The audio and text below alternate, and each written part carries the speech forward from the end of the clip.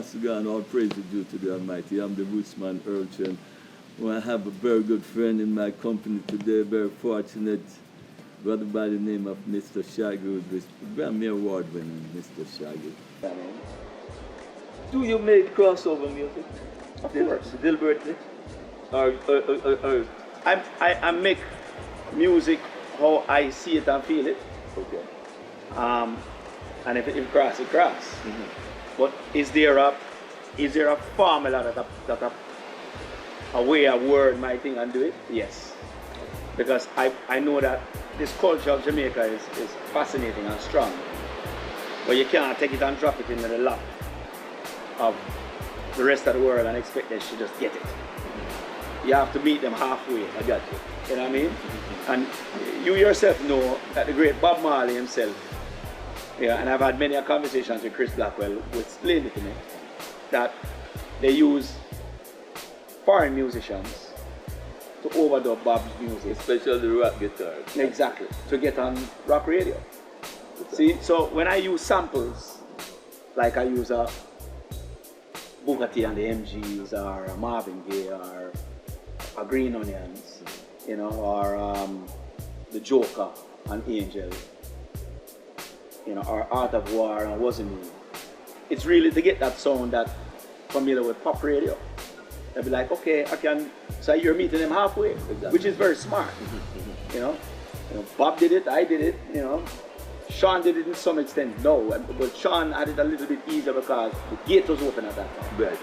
You know what I mean? When we already right, it was dancehall music, so he just came in right on that. But even to this day, he's still doing. Now you see him doing a lot of these crossover style music. Just to get it. You have to kind of meet them halfway. You can't just give it. Give it to them raw. That is very rare. That one will go all the way through, and when one go all the way through, it's always one that has that kind of a cross appeal. Because you listen to My Boy Lollipop might be a big record in Jamaica or whatever it is, but you listen to it with a pop record.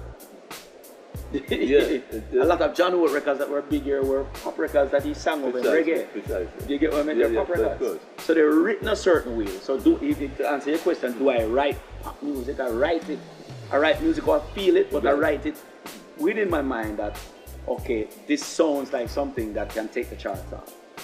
When I just came up with I Need Your Love, I was in a bad place. I was trying to find management. I stayed underground for a while and kept doing dance. I did a whole album because I was criticized by quote unquote purists that I am not reggae. I wasn't getting any reggae festivals. I remember that period. I wasn't getting any reggae festivals, so the promoters were saying that I'm not reggae, so not giving me, I'm not putting me on a festival.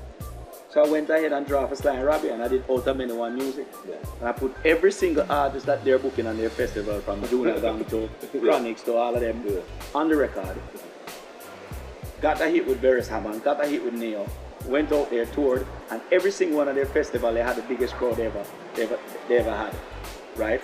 Once we did it. And then the crazy part about it is that when I was doing the concerts, all of these, from Kimsey to all of these massive festivals we were doing, they never sing none of the reggae songs. It was all the pop records. That's ironic, isn't it? At the reggae festival. At the reggae festival. You know what I'm saying? So sometimes you have to just do. And I took a L on that.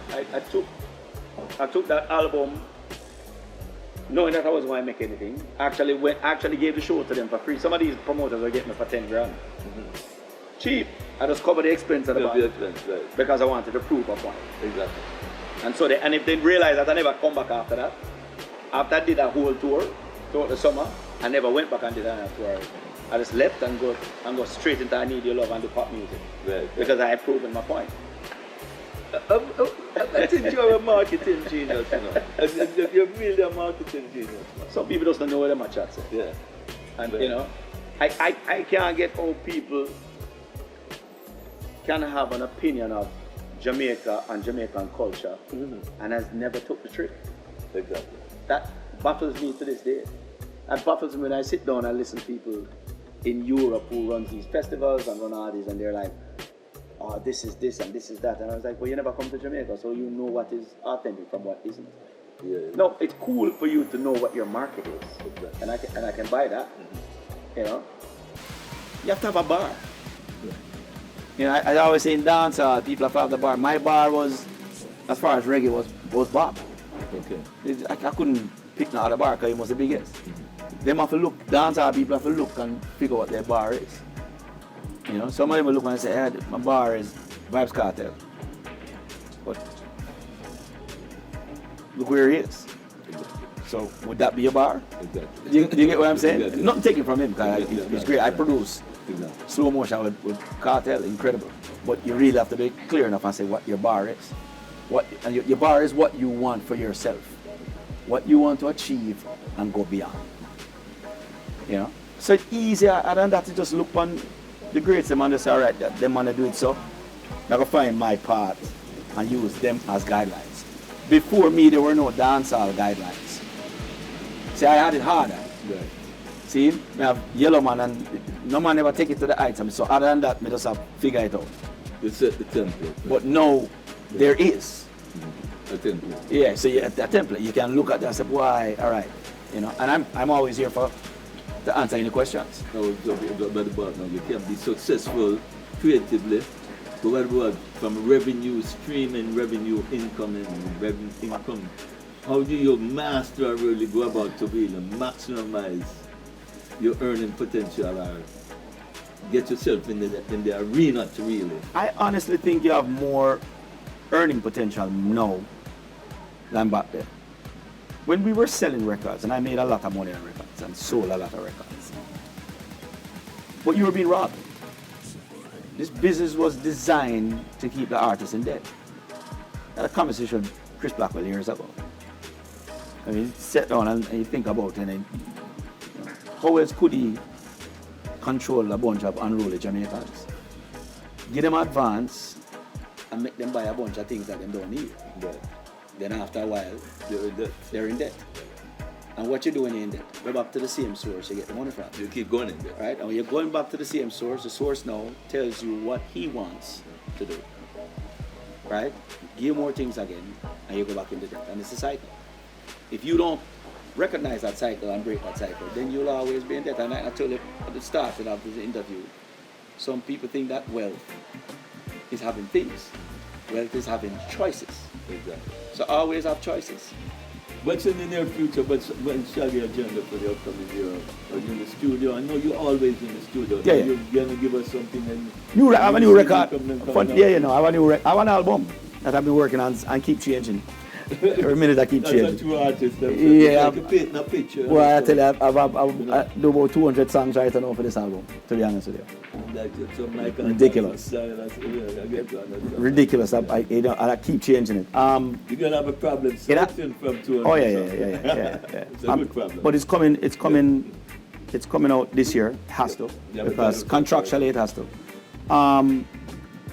I might do. I came up with a title that I don't know. Might change. I call it Mr. Lover. You know, because I've never had that title before, and people just know it as that. But I have a single coming out now with me and Omi, Okay. produced by Costi, and I feel good about it. Coming out, and You're always breaking new ground still. Oh, yeah, well- I admire about you. I wanted to produce and get Omi. He shows his vocal versatility on this a lot, and Okay. people just know him for just Bring cheerleader. out certain aspect that was Yeah, not and I think revealed and he was so open to it, and I'm the only collaboration he has done. before. Okay. He hasn't done any, so I was really honored that him do it. Came, we did the video, and he was just very, very excited about it. The video came out really, really good, and he called me right. I said, boy, I never expected it to look like this, so really looking forward to that. And just waiting on Sony now to just do all the clearances, because Okay. you know, we're both on Sony, so it should be a hard one. And